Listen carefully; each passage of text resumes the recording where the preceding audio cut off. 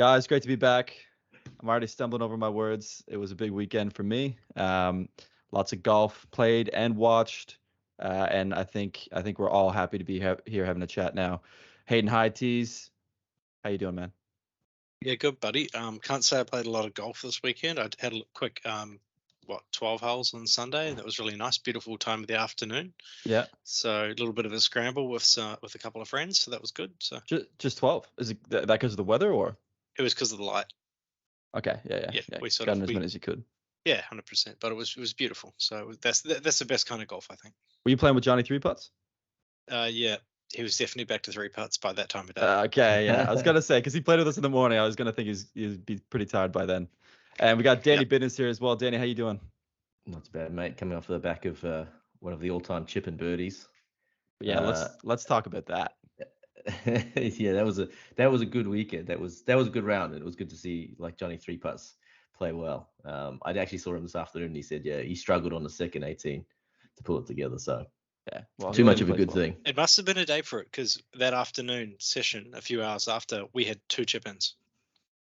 Really? The Holin None podcast is holing out.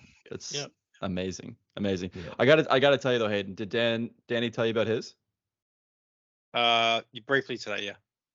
I'm telling you right now, I don't think I'll ever see that again in my entire life. With the ricochets. Yeah. So first of all, Johnny 3-putts hits a tree and ends up actually probably in a better position at the front of the just on the edge at the front of the green. And Danny Biddens had just hit basically in the same spot. It just didn't quite make it to the green. Then Johnny 3-putts decides, well, he's further away. He's going first, so he does a little chip. Great, phenomenal chip, like a foot from the hole. Phenomenal chip. Danny Biddens then goes and hits his. It's screeching forward and nails Johnny 3-putts ball and goes right in the hole. Like it was the craziest thing I've ever seen, and I don't think I'll ever see anyone do that again. Well, it was all to plan. The funny thing about if Jono didn't hit that tree, so he hit his second shot and it was going miles over the back of the green. He'd well overhit it. Luckily for him, it hit this tree trunk and stopped. If that didn't happen, then one of the greatest chip-ins of all time doesn't happen.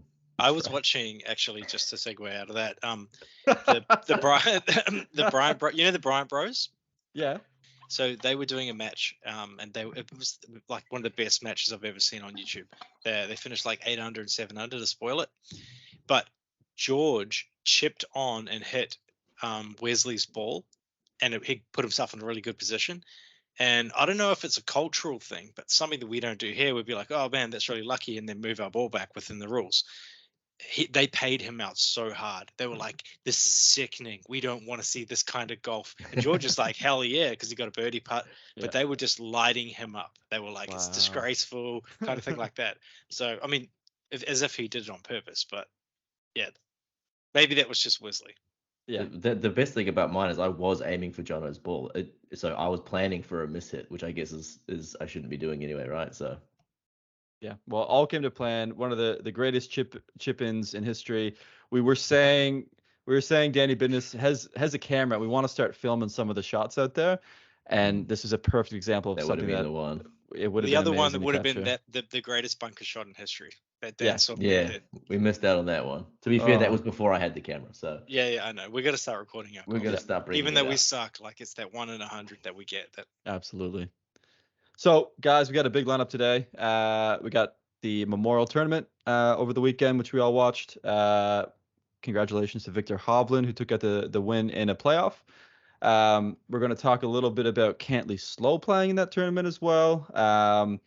Talk about underdogs a little bit, and also we're going to touch on a little bit of live with Matt Wolff leaving or getting pushed out. I don't know, to be discussed.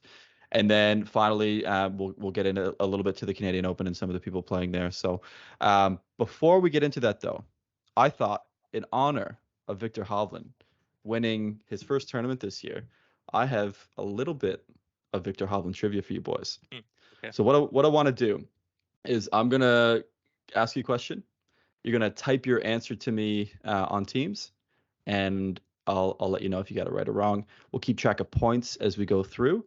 And potentially we might carry this over into the next coming weeks and see who's winning the trivia versus Danny Biddens or Hayden Heites. Also, I can potentially get involved if one of you guys wants to host it one week. But that's how we're going to start. So I'm just going to send you my answers on Facebook because I can't type in this. Yeah, sure. Whatever you want to do. Actually, Hayden, if you could do the same, it'll make it easier for me switching screens. Righto.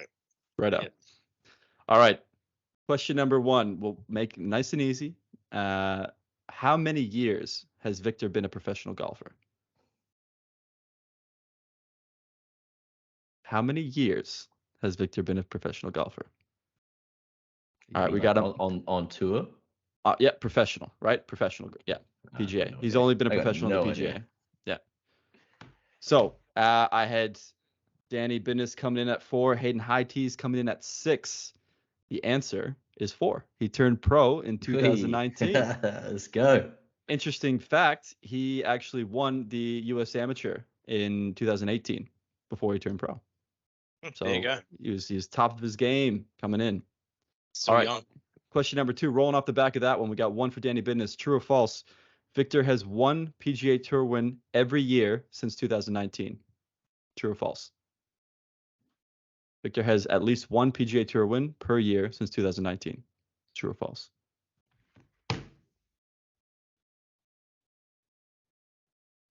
All right. I love it. We got 2 separate answers again. So Victor actually has 4 wins, but he did not win any his first year. I think he won 2 his second year. He won 2 really close together last year or the year before last. Yeah. Yeah, it was either last year or the year before, and then he's won. This is his 4th win that he just won at Memorial. So that's 2 for Danny Business. All right. Number 3, true or false? Victor has a black belt in Taekwondo. True or false? Oh, he just looks like a Taekwondo dude. I'm He sorry. does, doesn't he? I'm sorry. I gotta say it. You're both right. It's true. He actually does have a black belt in Taekwondo. One of his hobbies growing up. He'd kick your ass while smiling at you. That's it. Number 4. Who was his favorite golfer growing up? Oh. Who do you think Victor Hovland's favorite golfer was growing up? Golfing hero. Good guess, Hayden. Good guess. Good guess. Oh, no. Bad guess, Daniel. They're like the same age. No. The same age? So we got Hayden High Tees coming in with Sevi, and Danny Business coming in with Rory. Both incorrect. And this actually really disappointed me. It was Sergio Garcia. His favorite golfer growing up was Sergio, which I thought it was someone European, but I just wasn't sure how old. Yeah. It's like a polar opposite of Sergio. Yeah, it's weird, eh? I mean, Sergio had it, and it's weird too because Sergio had a great short game, and Victor didn't coming out of his amateur career, but he's quite good now. He's getting better now, yeah. He's getting a lot better. All right, we got 1 left. Danny Business has already won this time, but just for fun, last question: true or false? Victor Hovland was ranked number 1 in Golf Digest Sexiest 25 Golfers Under 25. Number 1. Victor Hovland was ranked number 1 in Golf Digest Sexiest 25 Golfers Under 25. Under 25? Under 25. Oh, I was just thinking Adam Scott. He just turned 25 this year, Victor. Okay. Sorry, was this true or false? True or false? And you're both right. I don't think Golf Digest has the sexiest 25 golfers under 25. They should. They definitely should. I threw that one in there for fun. Okay, nice. Let's get into. So that was a false, right? That was a false. Yeah. So, we'll put this in. It would be. We'll put this in the pod spreadsheet. Danny Business up 1-0. That means he gets to do the quiz next week. Yeah, there you go. See if I can take down Shanky. Takes the quiz. All right. Be a lot of Canadian-based questions next week. It might be an advantage to Simon. Hopefully. What is the multi-word for? Yeah. All right, guys, let's get into Memorial Tournament. Again, Victor Hovland won in a playoff against not Danny. I got a bit confused that they were saying Danny over the weekend, but with Denny McCarthy, both coming in at -7. We'll start with some stats, then we'll get into the tournament. Hayden High Tees, if you want to kick us off. Yeah, look, it's much of the same, unfortunately. Something that did stand out to me, I can't remember where Siwoo finished. Was he like fifth, maybe? Fifth, yeah. Fourth. Oh, Fifth, fourth. fourth, Sorry, fourth. fourth. Yeah. Yeah.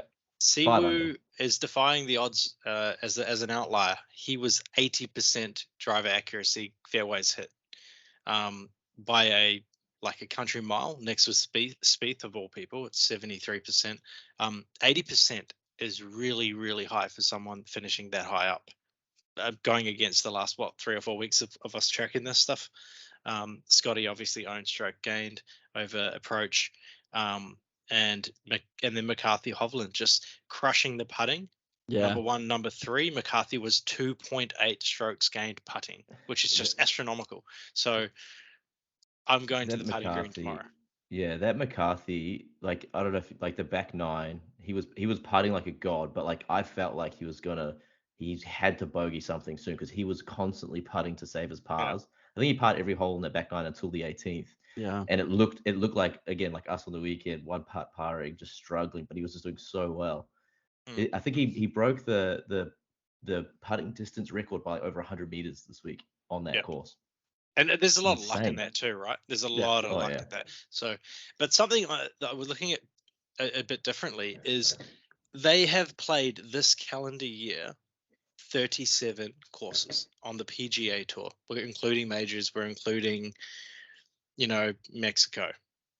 Love Mexico. Always include Mexico. Where do you think, out of the 38 courses, that Muirfield Village ranks? Number 1 is Oak Hill.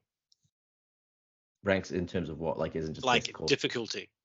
Oh, the one they played this weekend. Like Muirfield is this weekend. Yeah. Muirfield Village. Including Oak Hill, I would say it would be. So Oak Hill being number 1, the hardest course. I would say third after the Arnold Palmer course. I would say 10th. Oh, Dan nailed it. So, very, very, very tough course after Torrey Pines. Coming second, right? I mean, looking at the scores, that makes sense, right? Like last week, similar, low, not very high scoring, which was fun. I said 10th because I thought you were going the other way. You'd be like, oh, it was actually an easy course and they just played poorly. No, they said that the average score today was 74.5, and I think that the 18th fairway was only hit 30-something% of the time. I think it's crazy that Victor was the only one to score a birdie on the 17th. So here's an interesting breakdown, though, right? Oak Hill and Muirfield had pretty much the same amount of birdies over the entire weekend. The difference is Oak Hill had 6 eagles. That many, 6. Yeah. Muirfield had 29. Oh wow. Yeah. Okay. It was a couple, yeah. Yeah, because I think the easiest hole at Muirfield was easier than the. Was it number? No, I can't remember what number it was, but yeah, it was a par. It's par 5. You saw tons of eagles, and then people chipping in as well. Heaps of chip-ins over the weekend. Yeah, and another interesting bit too was the Muirfield had more double bogey pluses than Oak Hill. Wow. So I don't know who it was. I didn't see any, but Rory definitely had one. Someone had a really bad day. So lots of double bogeys, second hardest course. It's always good to see.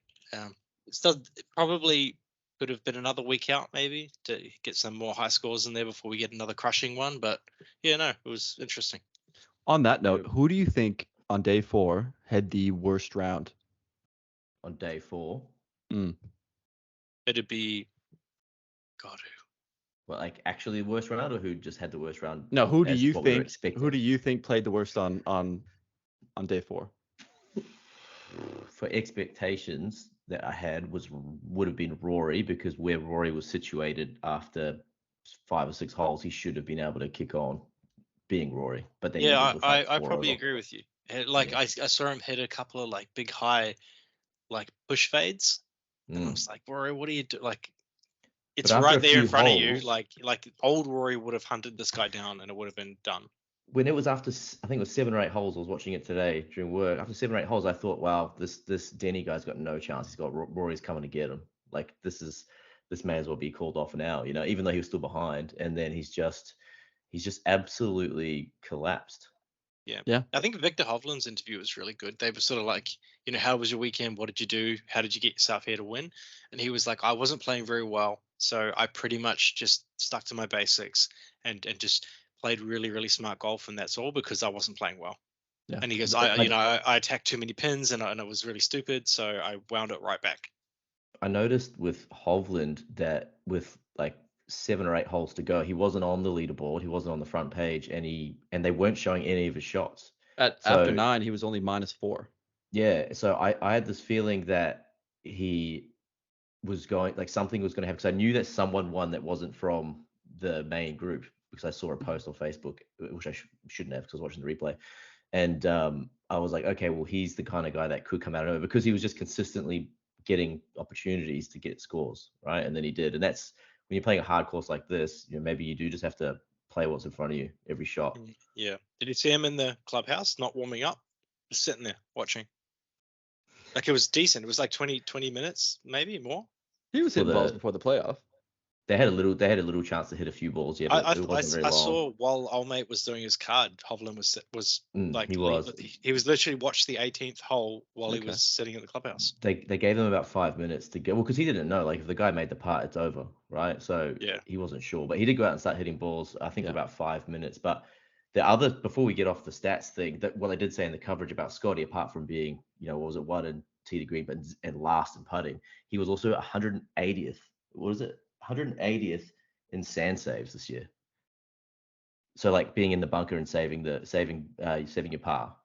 How often was he in the sand this tournament?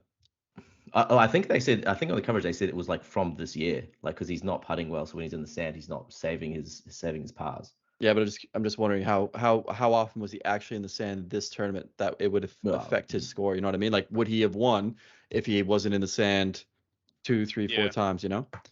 It's weird because his stroke gained approach is so good, you wouldn't imagine he'd be in the sand. So it's just crazy that someone who is literally right now by a country mile the best ball striker, just cannot putt. Yeah, like he leaves everyone for fucking dead. And it's not, his putting isn't even like the worst putting. It's just, it was this week. It was literally the worst. It was the worst this week. Was he the worst this week? He was the worst. He was 65th out of a 65-person cut. Okay. Yeah, I take that back. So that's what was so shocking, was he was first in tee to green and last in putting. And he looked like he was last in putting. Like, it looked like, it's like if Scotty played the whole hole and then we had to putt for him or something. Maybe not that bad. It's so weird because he wasn't that bad. Like, when he was winning the Masters, he wasn't that bad of a putter. I wonder what his stats are for, and I don't know if these stats even exist, but like proximity to the hole, not just tee to green, right? Because some of these greens are huge, so maybe he's not getting as close to the hole as he was last year. So here, I've got some stats for you. Off the tee first, tee to green first, total first, greens and regulation first, performance, strokes gains total first, approach to green second, strokes gain putting 114th. Jesus. There's your stats. I wonder where the gap in his game is. He would be absolutely murdering people if he could putt. It's crazy. Around the green, Tiger 11th. He'd be body bagging people, man. Yeah. He's a psycho. Yeah. He's just one of the best ball strikers you'll ever see. I wonder if there's anything in that about him. Maybe he's just not as close to the hole as he was last year. Because I remember last year he seemed to sink every putt, but it was because he was within 3 to 4 feet every time. I don't know, but he's still getting third with that. Yeah, I mean he's top 10 almost every tournament. Here you go. Sand save percentage, 182nd, bright red, at the bottom of the PGA. Yeah, he was 180th when they said it. I think he was in the sand at the time, and then he probably didn't save that one, which pushed him back. Yeah, Hovland needs 40%. Hovland needs to give Scotty his short game coach, because that's exactly, I think, what Hovland's been working on. I will say, for me, the most disappointed performance of the weekend for me was Patrick Cantley. He came out hot, and Hayden, I thought you had a great pick this week because you picked him last week, I think, for your top 5. And I was like, oh, he's got this. And then goes ahead and shoots a 74 and a 78 on his last day. Just insane. Leading into the slow Cantlay chat, there's a lot of noise in the US now about him again. And I think people have been abusing him, because that's what I'm hearing. That's what I read. People from the crowd yelling out, getting on him, and I reckon that's what it is. That's what happens though, man. If you think about what's his name, Patrick Reed, right? You do something, you cop it. That's what sports is all about, right? Is the fans being able to express their opinions. So is it their opinions though? Is it their opinions, or are they just riding that? Maybe it's manufactured, but they're just joining the mob with their pitchforks, just trying to attack anyone that's a hot topic. The way I look at that one is like, if you got Cantlay standing there for 15 minutes looking at a shot where he plays and his groupings, he's probably you got Rory and everybody else behind him, and you just like get rid of this guy. I want to see my boy. Yeah, that's probably. And if you're in the crowd, you see every minute of it, right? With us, it's cut back and forth. But crowds have always done that. Think about the President's Cup with Patrick Reed. When was it in Australia where they were yelling at him? Oh, you're going to make your caddy carry a shovel all day? Like that's stuff. That's President's Cup. That's President's Cup though. It's a bit. I know it's a bit different. Different atmosphere. But you've been doing it for weeks. Yeah, Cantlay was a bust this week for sure. Yeah. Well, do you want to move right into a slow play then? We're talking about him. Yeah. Yeah, I mean that was pretty much it. The crowd was literally abusing him, and that how do they fix it? How does the PGA fix it? Do you reckon? I don't know. Well, I don't know. I know. Like other podcasts have talked about this. Like No Laying Up talks about it all the time. And Solly's been very adamant that it is not an easy fix, right? You can't put a timer in because people could be waiting already, right? You can't give someone a timer when they're already waiting.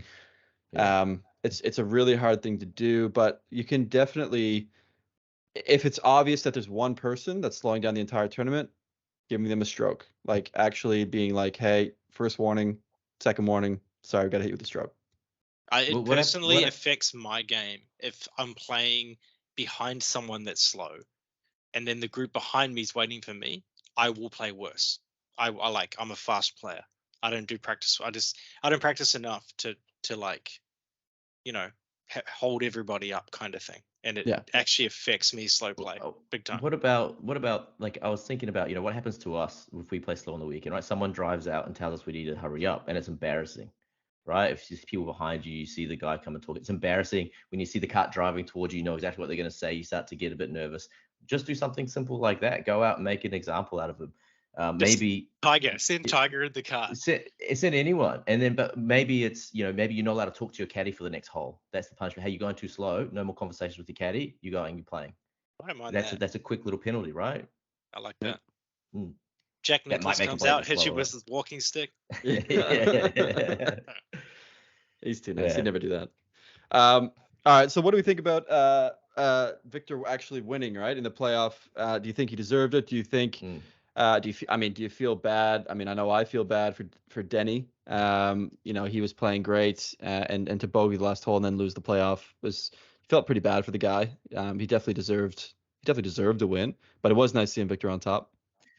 I love watching Victor. He's one of my favorite golfers to watch, and he's been one of my favorites for a few years. But I think that, like I said before, I think Denny was holding on that whole back nine, just saving pars, whereas Victor was sort of going out there getting it done. The only guy to birdie the 17th. I think, like I said last week, I like it when golfers go out and get a win. They don't just defend their way to a win. And Victor did that today. He went out and got it. The only person to birdie 17, kept his cool on the 18th where they played the playoff, and he was a great winner. I'm much happier seeing Victor win than Denny, to be fair. Looking at some of Denny's stats just quickly, stroke gain off the tee, 51st. So, you don't have to be a driver to win. 42nd around the green, 39th tee to green. Shows what putting can do for you. Yeah. But look, sand save 7th and putts per greens in regulation 3. So pretty good. Look, Victor Hovland is again in that super nice guy group. Any of those super nice guy groups that we like, your Finals, all them, we love to see them win. Hovland was very close 2 weeks ago.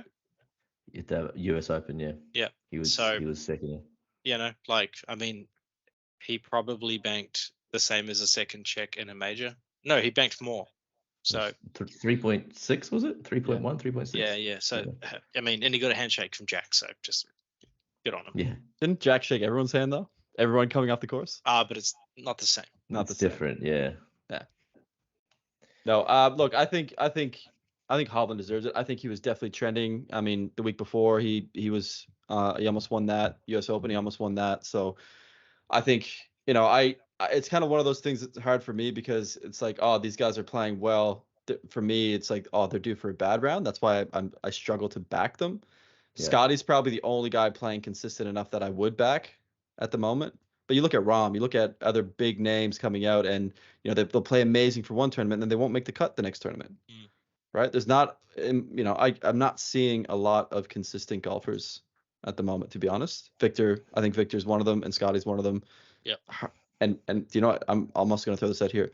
I feel like Adam Scott is probably another one. And I'm just... Adam Scott crept up there today, come out of nowhere. And if we're talking consistency, Adam Scott, obviously. Our boy Hatton, one stroke out of another top 10 in an elevated event. Yep. Yeah, we definitely have some people out there being very consistent. Ricky Fowler, I feel like, has been really consistent too, but just not quite the same. How did he finish this week? I can't remember. T9. He had a yeah. Tied with Adam. That's right. I didn't see him get any coverage. Did you? I didn't. I mean, very small amount. Yeah. Very small. Yeah. See, I don't know, man. Like, they still haven't got that right. One thing about Victor, by the way, you know how Victor's the real nice guy. One thing that I love about Victor, and I can't remember which course it's on, but one of the courses, there's two fairways to go parallel, and Victor goes onto the other fairway. And this year they raised the scoreboard next door to the tee box, so he took the ball back and hit it over the raised. I just love that. I love it when I'm gonna do this. Stick to your plan. Yeah, you gotta stick to your plan. And he's just like, oh well, I'll just do it anyway, kind of thing. So he does have a bad streak in him, young Victor. Tell you one thing that I hated to see, because I was really stoked about it, was when Matsuyama was up the top after day 2, I think it was, and he started birdie, and it was quite late at night. So I was like, oh, awesome, he's off to a good start. I think we went birdie par. I fell asleep, woke back up, and he was completely gone off the leaderboard. I think he dropped, he was 9 under. When I turned the TV back on, he was 1 over. Yeah. Absolutely. And I felt bad because I like Hideki's one of my favorite Asian golfers, I think. And that was bad to see. I think he brought it back a little bit today, but he finished T16, which is probably, if you said at the start of the week he'll finish top 20, you would have taken it. But yeah. Shanky, do you think, on that note, do you think, or do you see more that the golfers are struggling to put 2 9s together? They'll have a good front, a good back, one of the two. What do you think? I feel like I'm seeing more of that. Yeah, I find it's very momentum based at the moment, especially on these harder courses. If you can put a couple birdies together, a couple strings together, you can keep your score down. But a lot of the time, people do pop up and get a couple bogeys. It's like no one can hold it together. I mean, talking about Denny, he was holding it together quite a bit, and I think that really showed that he was, like you were saying, Danny, he was on the brink of potentially losing it, or potentially he could have birdied. It could have gone either way. But the moment he put it in that rough on the 18th, I was like, he's done. He's absolutely done. He wasn't getting a par from there. No. That's one thing I wrote down when I was watching the replay, which is similar to what Hayden just said. When they talk about the problem being all these they're getting longer and longer, so they're trying to make these golf courses longer and longer to make them harder for everybody, right? Why don't they just make them shorter? I saw Rory was hitting his irons way too far. Everyone was hitting over the greens today. So maybe one of the options is to make some of these ones shorter, and you actually have to have more finesse. The greens are harder to stay on. Things like that, because otherwise they're just going to keep getting bigger and bigger until you just run out of space. Well, I think stats show that if you're a big hitter and you can hit it as far as you can and then have a little chip like a wedge on, statistically you're going to shoot lower. It doesn't matter how good of an approach player you are, those guys are going to beat you. I think that is why they have to make them longer, because guys like, I hate to say it, DeChambeau will come out and they'll win because of that. Well, I'm thinking more about par 3s and stuff. They could shorten some of the par 3s to make the other holes longer or something like that, because some of the par 3s today that they were using 8 and 9 irons on, they were hitting it over the green, right? Like Rory on the 17th or whatever it was, the 16th, he hit it over and just no one could stick that green. And then he had that funky downhill chip that he had to hit. Yeah, and but maybe making things around the green more difficult. I don't know. I'm just trying to think of ways to make it just not a... It's hard, right? Because you can't base your tournaments on par 3s. There's only 4 of them around, right? There's going to be a lot more par 4s. That's really where people either score or they don't. You'll score on your par 5s. Those are your scoring holes normally. Par 3s. Yeah. Well, so that's surprising. Then your par threes are generally hard. Like those are the holes you're not trying to birdie, you're just trying to par them. And then your par fours, you either are or you aren't, right? So I find most golf courses are building their harder holes around the par fours. So if they don't make them long enough, then a guy like I said before, DeChambeau will come in, and even though he's not a great, he's not like the best approach player, he will score on that because he can get it the closest, and that's generally what it comes down to, just statistically, I think. But yeah, I don't know. I don't know what the answer is. I'm not a fan of just having super long courses either. I don't think it's exciting. I like when people have a chance, like make a hard hole, absolutely, but I still think you need to give people a chance to be able to score, right? Because that's what makes golf exciting, right? If you got a bunch of guys going for the pin, some of them getting close, some of them completely pulling it or shanking it. That to me, that's exciting golf, and that's what I love to see, especially if it's like your favorite player who's on. I love that one at Oak Hill, the short par 4. That was kind of a bit of a risk reward. You either laid up or you went for it, or then you could end up sort of plugged in the face of the bunker. And there was a lot of birdies there. That was about the only one that was like really consistently birdied. But I like where they have to think and make a decision. It's not just pull out driver, smash it, hit a 9-9. That's what I was going to say. I like par fours when they like half the field or maybe more might tee off with an iron rather than a driver. Like the one at St Andrews. Is it the first hole at St Andrews where everyone tees off with an iron, and then it just sort of levels out the playing field a bit more. Well, it never used to be like that, right? It never used to be like that, but the course is just so old that now they have to. The technology is so good. Yeah, but the rollout. I was thinking this. I just had a thought. Like, what if, for what you're saying, Dan, they do shorten the holes, but maybe they make the tee box extremely narrow. Like, don't give people the option of being able to go more left or more right. Like, have basically like a slot of trees blocking your path, meaning you can only hit it here. And if you hit it too far left, you're hitting a tree. Hit it too far right, you're hitting a tree. You might have to lay up. I don't know. Just you don't want that on like every hole, but definitely a couple of holes, right? And then you still want the holes too, where it's just like grip it or rip it. Let's see who can do it. Because that's fun to watch too. I mean, you know how they were talking about the I don't want to get into bifurcation at all. It's too big a topic, and we're running out of time. But something they could do on a certain hole is like local rules. They could just say you cannot hit driver on this hole. I wouldn't hate that. I wouldn't hate that at all. Like for example, the 15th, is it at Redcliffe? The dog leg left, the short par 4. If there was just a rule that's like no driver, you can hit a 3-wood like a bit. I see what you're saying. I hear what you're saying 100%. But I think the main thing in golf is that like you have a bunch of tools in your bag to use, and when you restrict that kind of changes the purpose of the game. Right? Like you can go out and hit like your driver to putt if you want, right? You can just do whatever you want. You can hit whatever club you want at any moment, driver off the deck. And to say no driver on a hole, I think that's gonna just piss people off because they want to have the choice. Yeah, but what they're going to do now is bifurcation, and they're going to roll the golf ball back, which is going to roll back the ball in your bag. So, well, it sounds like it is. So I don't think it's going to happen. Like they can't. Like that would destroy it other golfers that can hit the ball further than me, a lot more than me. So yeah, it doesn't affect us. But I'm like, it's just like if I fix Johnny 3 putts. if I was a company, right, and I was making the best ball in the world, and someone does something like this, like that would absolutely destroy my business. Yeah, I just feel bad for them. I reckon there'd be a lawsuit so much research to do that. Yeah, I think there'd have to be.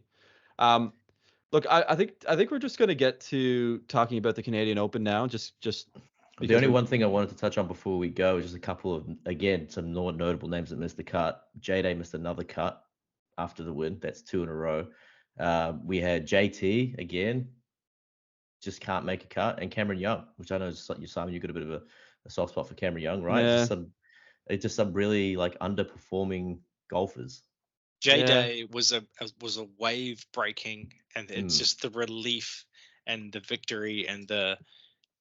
I think we won't see much out of JD for another few months at least. Yeah. He's Colin Morikawa withdrew too. I missed that, so he couldn't get his 23rd this week. 24th. 24th, yeah, whatever it is. But yeah, I just wanted to touch on that. A couple of, again, just people that I understand JD with a bit of a hangover maybe, but JT, what are you doing? Justin Thomas, man. Yeah. Cameron Young as well. Cameron Young was supposed to be the next big thing. Him and Will Zalatoris, right? Yep. And he's just not. I mean, he was right there in the Dell match play. Like Cameron Young's a different kettle of fish. Someone like JT, that's concerning. He's going to get, you know what, JT, I'm going to put it out there in the universe. Everybody heard me spray Rory. You're next, buddy. You need to sort it out. I know he listens. He's a fan of the pod. He's a fan of the pod. Well, you know what? You may not be a fan after I've got my hand. You got 2 weeks, buddy.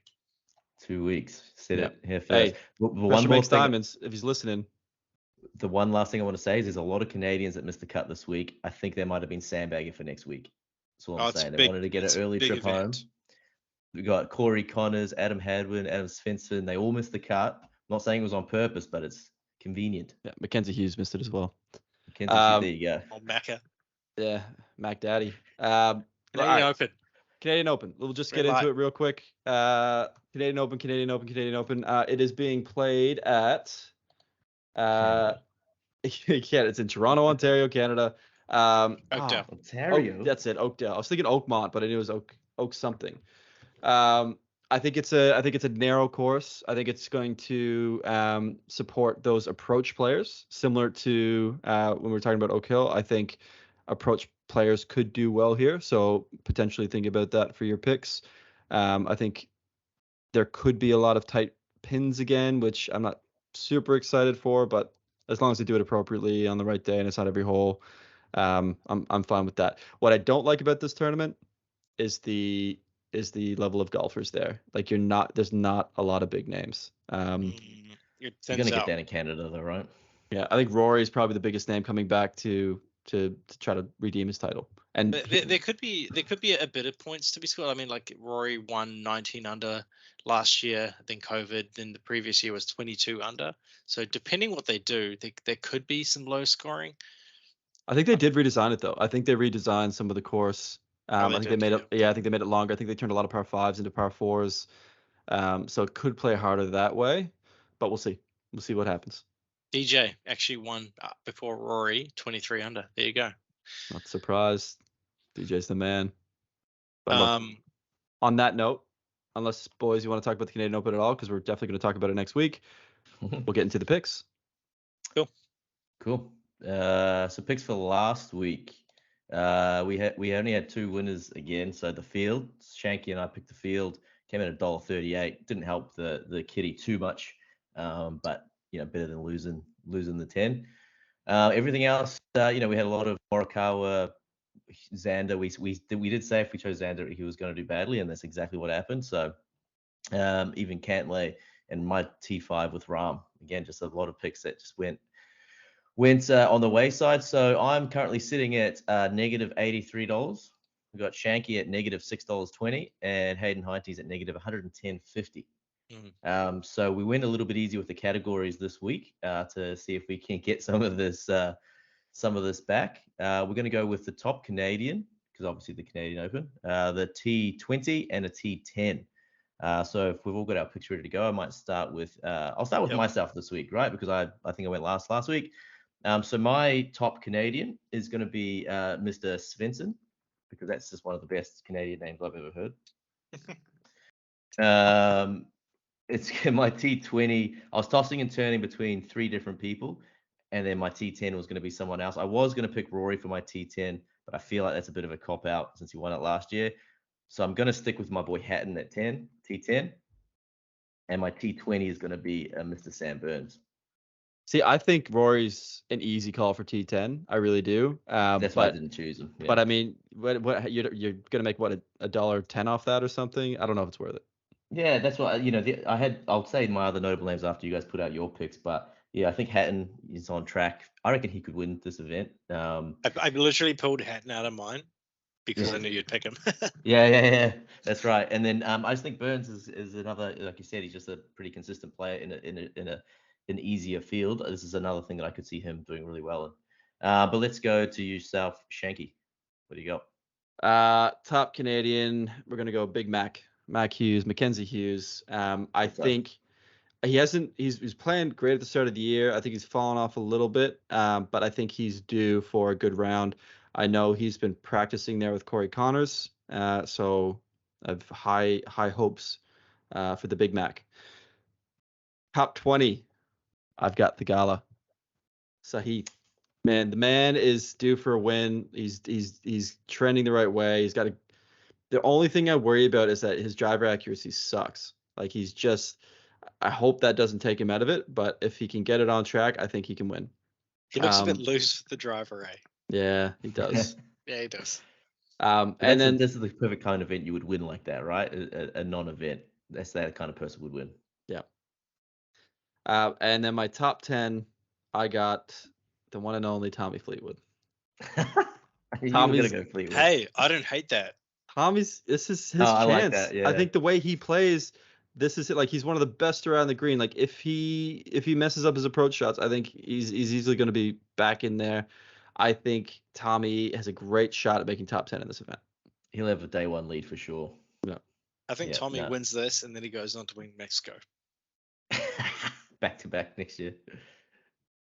No, I thought you were going to choose Fleetwood. That's again why I didn't put him in mind. I thought Hughes and Fleetwood would definitely be in yours. There's no exclusivity to these picks. If you guys want to take him, he's a great guy. Go for it. This is the first week that me and you haven't had the same pick in one of our picks, so we need to separate. All right, High Tees, what do you got? Number 1 Canadian. I'm going to go with Nick Taylor. Nick Taylor. Yep. Wow, I like Nick Taylor. I think Nick Taylor's the guy. He's 32nd in the FedEx Cup, 69 world ranking. So I like Nick Taylor. 20th, we're going to go Justin Rose. Yep. Carry on that good form. And we're going to stick with Sam Burns. I reckon he's going to pay off eventually. Yep. I like Sam Burns. The best FedEx Cup ranked player in this event. Yeah, okay. Are you higher than Rory? Yes, Sam Burns is 12th, Rory is 13th. Oh, because Burns won the match play, didn't he? Correct. And Burns is the 13th world ranking because that matters. So yeah, we'll see. I like that. My notable mentions were that I had Thigala in for my T20, though I wasn't as confident with the T10, and then obviously Rory as well. But I think that wouldn't pay very well. But no, I like it. My notable is Corey Connors. No one picked him, and he's probably going to win. He definitely could. It was between him and Mac for me. But my honorable mention is actually Justin Rose. He's been playing really well lately, and I can see him doing well here as well.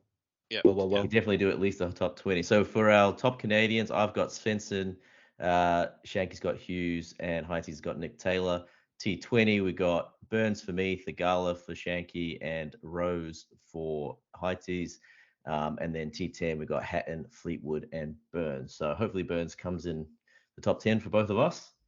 But yeah, there you go. Hopefully we can get some money back this week. Lovely. Yeah. All right. Now to finish the segment today, we're going to do something a little bit different.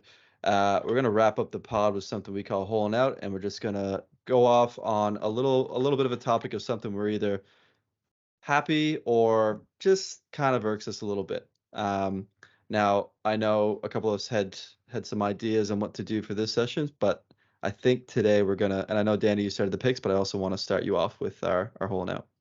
Ah, cool. Okay, yeah. So Holin Out this week, I'm Holin Out on a bit of nostalgia. So on the weekend, I went over to Shanky's house, put the whole pack your laptop in the bag, pack all the little bits and pieces, take a screen over, and all we did was play a couple board games, have a few drinks, and then we got some old school LAN going.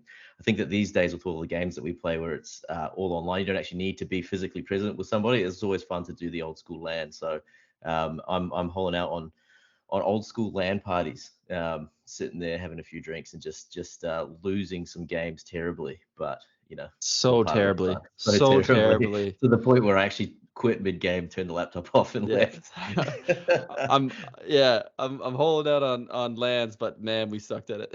That was good fun though. We the last one we did was at Heity's place a couple of years ago, and it's always, you forget how fun it actually was. It makes you feel like a kid again. Yeah. So yeah, that's back when you didn't have the option of just calling your mates up online and playing every night. So that actually sounds like the last time I played a certain game with Mr. Shanky himself, and I politely excused myself after 2 innings. Yeah. We actually did well in one game, and then we did bad. We were probably a little bit past it, but it was all part of the fun. It was a great night. So yeah, that's my Holin Out. All right. Well, I'll go next. I off the back of that, I'm Holin Out on board games, man. Like I don't plan, like I know Hayden Heights, you do a board game night every week, right? Yep. we went through the renovations and then we had the baby and everything, and I haven't really taken time to play board games. And last week, I think I played board games almost 3 or 4 nights out of that week. And then last night, just randomly again, we had an old friend, we'll call him Sammy Rollerblades, come over, and and I'm telling you, man, like we played. What did we play? We played Code Names. We played Rummy Cup. We played The Mind. Just simple, like old school board games. Actually, you probably never heard of I don't know if you've heard of The Mind. That one was a bit of a hit. That was good. That was good fun. Yeah, I highly recommend it for those listening who haven't played it. It's called The Mind. It's a fun teamwork game where you do start yelling at each other for not thinking what the other person's thinking. But man, it was just such good vibes, so chill, and love it. And I want to do it more. I just want to do it more.